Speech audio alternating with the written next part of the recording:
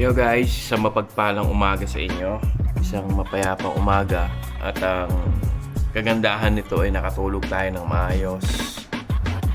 Sa buong month ng Ramadan, hindi tayo masyadong nakatulog na maayos. Although sabihin na natin na may tension, pero hindi tayo masyadong nakatulog ng ayos guys. Dahil nga sa schedule natin. Yung schedule kasi natin sa alas 7 hanggang 1 ng umaga. Late na tayo talaga nakakatulog. Maaga tayo nagigising kasi hindi naman tayo nagigising ng tanghali. Ang body clock ng mga OFW talagang hindi na sumasagad yan, lalo't may edad na. Kahapon lang tayo nakakuha ng magandang tulog.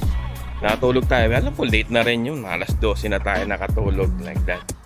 Pero dire-diretso naman tulog natin. Ang kagandahan nito, talagang peaceful ang magdamag. God's grace, talagang pinagkalooban tayo ng Panginoon na makatulog na maayos, makapawi-pawi ba, walang tension. Sana tuloy-tuloy na to para everyone's happy, tsaka wala nang isipin. Pero ganun pa man din wag po tayo masyadong makampante kung nakakaranas man tayo ng gantong katahimikan or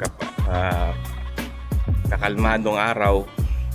Huwag pa rin tayo makakalimot magdasal, lalong-lalo na sa ating Panginoon na bigyan tayo ng kaliwanagan ng isip, proteksyon, at iiwas tayo sa kahit anong mga kapahamakan.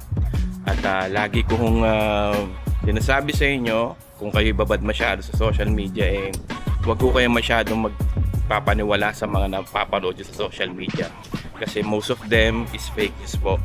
At doon lang po tayo sa mga reliable source natin na nagbibigay ng update sa mga nangyayari sa sitwasyon ngayon dito. Pero as of now, kalmado, typical na umaga, and it's very nice morning talaga kasi.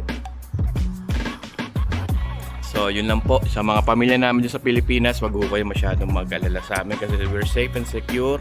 Maayos ang lagay namin dito at hindi po hinahayaan at ginagawa ang lahat ng makakaya ng bansang to na maprotektahan isa sa mga individual na nakatira sa bansa. So yun lang po, isang magandang umaga sa inyo. Kape muna tayo. Johans TV po pala. Till next time. Peace out. Good morning. Yeah.